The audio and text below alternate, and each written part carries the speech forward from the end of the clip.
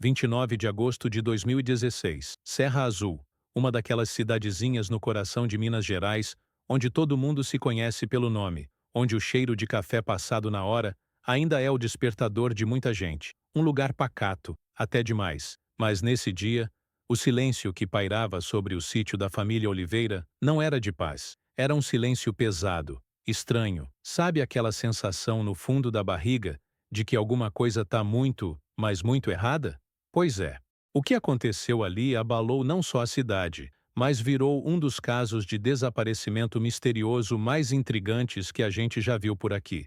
E o mais doido de tudo não foi o sumiço em si, mas o que eles deixaram para trás. Um bilhete simples, quase um sussurro no meio do caos, com uma frase que ecoa até hoje: "Não nos procurem." Nossa Senhora! O que isso queria dizer? Muita gente acha que sabe a resposta, que foi um crime, uma seita, uma fuga planejada. Mas eu vou te dizer uma coisa que talvez você nunca tenha pensado. A verdade por trás de um sumiço sem explicação como esse é muitas vezes mais simples e ao mesmo tempo mais assustadora do que qualquer filme de terror. Fica aqui comigo que hoje você não vai só entender esse caso, você vai aprender a enxergar os sinais que 99% das pessoas ignoram em histórias de desaparecidos. É um conhecimento que, pode acreditar, vale ouro. A gente se acostumou a pensar que o perigo vem de fora, de um estranho na escuridão. Mas e se o maior perigo já estivesse dentro de casa, sentado na mesa do café da manhã,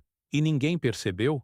Essa é a dor de muitas famílias que passam por um desaparecimento. A culpa, o Jad e Cés. A solução não é ter uma bola de cristal, mas sim entender o comportamento humano. E é isso que a gente vai desvendar agora. A família Oliveira era o retrato da família de comercial de margarina, sabe? O pai, Roberto, homem do campo, trabalhador que só ele. A mãe, Lúcia, o coração da casa, sempre com um sorriso no rosto. E os três filhos, Tiago, o mais velho, já um rapaz feito, a Camila, uma adolescente cheia de sonhos, e o Lucas, o caçulinha, a alegria da casa. Não tinha briga, não tinha dívida que se soubesse, não tinha nada. Vizinhos de porta, como a dona Elvira, uma senhora que via a Lúcia todo santo dia, juravam de pé junto.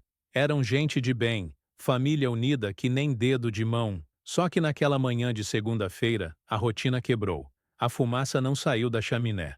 O cachorro, que era um escândalo só, estava quieto, acuado num canto. Foi a dona Elvira que sentiu o cheiro de queimado. Mas não era de lenha, era de estranheza. Ela chamou, chamou, e nada. Com o coração na mão, resolveu dar uma espiada. A porta da cozinha, gente, estava só encostada. E a cena lá dentro era de arrepiar. A mesa do café da manhã estava posta. O pão cortado pela metade, o leite no copo, o café na garrafa, ainda morno. Parecia que eles tinham levantado da mesa no meio da refeição e simplesmente evaporado. E o mais bizarro, os celulares de todo mundo estavam ali, enfileirados em cima do balcão. Carteiras com dinheiro, documentos, cartões de crédito. Tudo. Quem em sã consciência foge e deixa tudo para trás, principalmente os celulares, que hoje em dia são quase uma extensão do nosso corpo? Isso não fazia o menor sentido. Era um sumiço, sem explicação, no sentido mais puro da palavra. Foi aí que um dos policiais novatos, remexendo nos papéis, encontrou o tal bilhete. Um pedaço de papel de caderno com a caligrafia tremida da Lúcia, dizendo apenas aquilo: "Não nos procurem." Eita! A cabeça da gente dá um nó. Era um pedido de socorro disfarçado? Uma ameaça de quem levou eles? Ou eles realmente não queriam ser encontrados? Esse bilhete transformou um caso de pessoas desaparecidas numa charada macabra. A investigação do desaparecimento começou a todo vapor. A primeira coisa que a polícia pensa num caso desses, claro, é crime, sequestro, latrocínio, alguma coisa feia. Mas a casa estava intacta. Nenhuma porta arrombada, nenhuma gaveta revirada, nada de violência. A hipótese de crime começou a perder força. E aí, meu amigo, quando a lógica vai embora, o que sobra? As teorias mais malucas. Tinha gente na cidade falando que eles foram abduzidos por ETs. Outros diziam que eles entraram para uma seita religiosa radical que pregava o abandono do mundo material. E tinha a turma que apostava numa fuga por causa de alguma dívida secreta, algum rolo que o Roberto tinha se metido. A polícia, claro, não pode trabalhar com Hammer e achismon. Eles precisam de fatos. E o primeiro fato concreto apareceu a uns 80 quilômetros de distância. O carro da família, um Palio Weekend já surrado pelo tempo, foi encontrado abandonado numa estradinha de terra no meio do nada. As portas destravadas, a chave na ignição. Dentro do carro, mais um balde de água fria. As mochilas das crianças com material escolar, umas trocas de roupa jogadas de qualquer jeito e só. Nenhum sinal deles. É o tipo de situação que transforma um caso de desaparecimento misterioso num quebra-cabeça com as peças todas viradas para baixo. Os investigadores estavam num mato sem cachorro. Eles tinham uma família inteira de pessoas desaparecidas, um carro abandonado e um bilhete que mais confundia do que ajudava. Era o cenário perfeito para se tornar mais um daqueles casos não resolvidos que a gente vê na TV, daqueles que assombram a gente por anos. A busca se intensificou. Cães farejadores, helicópteros, voluntários da cidade, todo mundo procurando. Mas era como procurar uma agulha num palheiro. Eles sumiram. Simplesmente sumiram. E o bilhete ficava martelando na cabeça do delegado. Não nos procurem. Parecia uma zombaria. Por que alguém escreveria isso? O que se passava na cabeça daquela gente? A gente sempre tenta encontrar uma lógica externa, um vilão, um monstro, mas a gente esquece que às vezes o abismo está dentro da gente. E é aí que a tecnologia, uma coisinha que nem existia direito na época dos nossos avós, entra em jogo e vira a chave de toda essa história. Sabe o que mudou o rumo dessa prosa? Uma câmera de segurança, uma daquelas bem vagabundas, de um posto de gasolina caindo aos pedaços na beira da estrada, a mais de 100 quilômetros de onde o carro foi encontrado. Um frentista, um rapaz chamado Jonas, viu o noticiário na TV, ligou os pontos e ligou para a polícia. Ele disse: "Olha, eu acho que vi uma das moças da foto aqui. Ela estava estranha, assustadã. Bingo! A polícia voou para lá. E nas imagens granuladas, de péssima qualidade, eles viram. Era a Camila, a filha do meio. Ela desceu do carro da família, olhou para trás como se estivesse com medo de alguma coisa, e entrou na lojinha de conveniência. Comprou uma garrafa de água e um salgadinho. O Jonas contou que ela parecia perdida, desorientada. Perguntou onde estava, que dia era, coisas assim. Minutos depois, o carro arrancou e foi embora, deixando a menina para trás, sozinha. Imagina o desespero dessa adolescente. O que leva um pai e uma mãe a abandonar uma filha num posto de gasolina no meio do nada? A essa altura, a teoria de fuga planejada já tinha ido para o beleléu. Isso era outra coisa. Era algo quebrado, disfuncional. As imagens da câmera, mesmo ruins, deram à polícia duas coisas vitais: uma prova de vida e uma direção. Eles sabiam que a família tinha seguido por aquela rodovia. A partir daí, a investigação do desaparecimento ganhou um novo fôlego. Eles começaram a puxar imagens de todas as câmeras de pedágio, de outras cidades, cruzando dados, horários. É um trabalho de formiguinha digital. É a tecnologia ajudando a seguir os rastros de um fantasma. Esse é um ponto crucial em muitos casos reais de desaparecimento hoje em dia. A onipresença das câmeras. Mesmo quando alguém tenta sumir, deixa um rastro digital. A Camila, encontrada e acolhida, estava em choque. Ela não conseguia explicar direito o que tinha acontecido.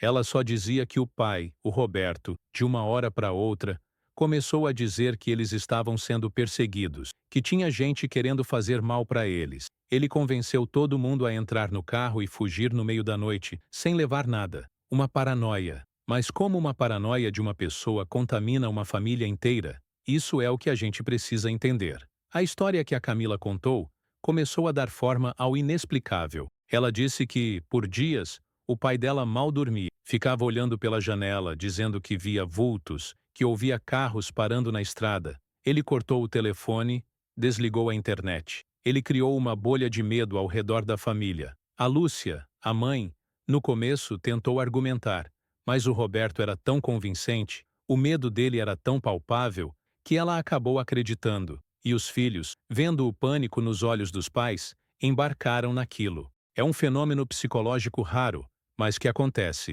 chamado de a folie à Deuchin, ou, nesse caso, folie en famille. Uma loucura compartilhada. Uma pessoa com um delírio psicótico consegue, pela força da sua convicção e pela dinâmica familiar, transferir esse delírio para as pessoas ao seu redor. Eles não estavam fugindo de um perigo real. Eles estavam fugindo de um fantasma que só existia na cabeça do Roberto. E o bilhete: não nos procurem. Agora ele fazia um sentido aterrorizante. Não era um recado para a polícia ou para a família. Era um recado para os Jorge perseguidores imaginários. Era como se eles dissessem: nos deixem em paz. Estamos indo embora. Não nos sigam. É de arrepiar a alma pensar nisso. Durante a fuga no carro, o pânico era total. O Roberto dirigia sem rumo, achando que qualquer carro que passava era Radeles. Em algum momento, a realidade começou a rachar essa loucura coletiva. O Tiago, o filho mais velho, começou a questionar o pai, a discutir. A paranoia do Roberto era tão grande que ele viu o próprio filho como uma ameaça, como alguém que estava do lado deles. Numa parada, Tiago simplesmente saiu do carro e disse que ia voltar para casa a pé. E foi o que ele fez. Ele foi encontrado dias depois, caminhando pela beira da estrada, magro, sujo, mas lúcido. Ele contou a mesma história: o surto do pai, o medo, a fuga sem sentido. Restavam Lúcia e Roberto, o casal que iniciou aquela jornada de pavor. Onde eles estariam?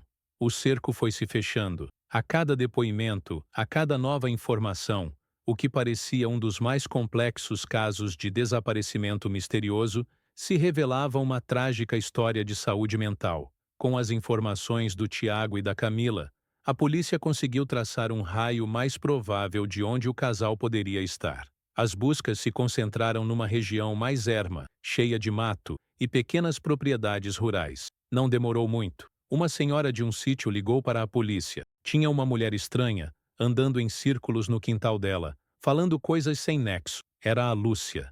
Ela estava completamente desorientada, desidratada, chamando pelos filhos. Longe do marido, a influência do delírio tinha se dissipado, mas o trauma e a confusão mental eram gigantes. Ela mal conseguia formular uma frase coerente. Ela só chorava. Foi um momento de alívio e de uma tristeza profunda. A família estava sendo reunida aos pedaços, como cacos de um vaso que se quebrou. Faltava o Roberto, o epicentro de todo aquele terremoto. Onde ele se meteu?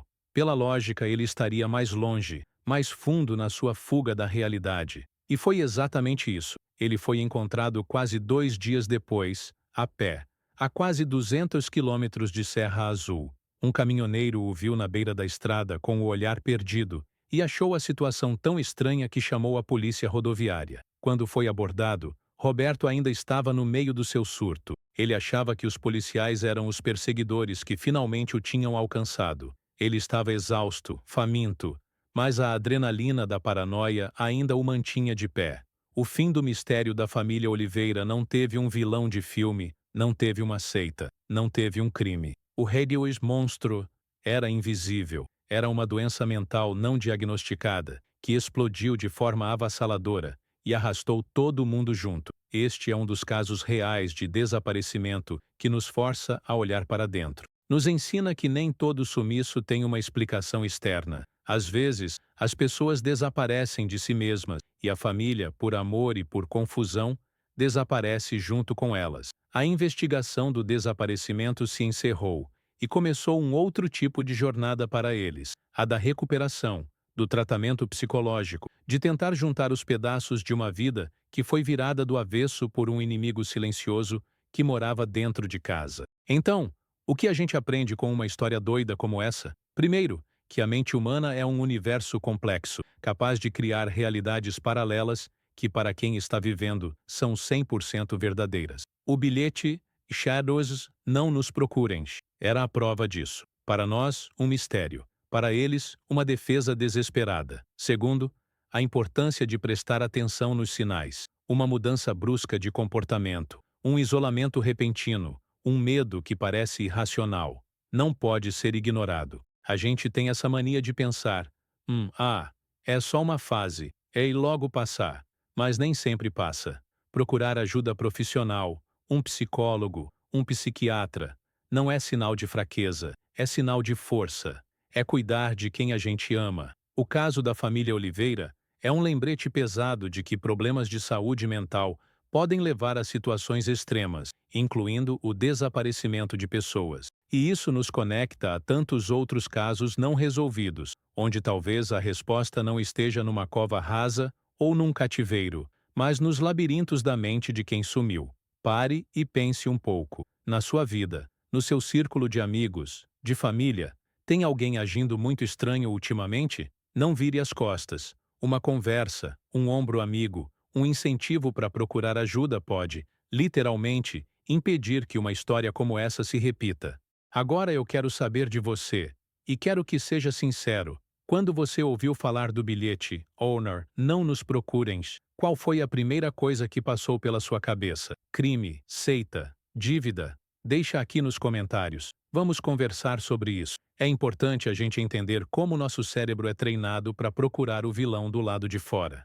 E lembre-se sempre, na dúvida, desconfie, seja de um estranho, oferecendo ajuda demais, ou de uma mudança drástica e sem explicação no comportamento de alguém que você ama. O cuidado e a atenção são nossas melhores ferramentas. Agora que você aprendeu como um detalhe psicológico pode mudar toda uma investigação, assista ao próximo vídeo, onde eu explico como o GPS de um carro simples ajudou a resolver um dos maiores casos de desaparecimento da década de 80. Você vai ver que, às vezes, a tecnologia mais boba pode ser a heroína da história.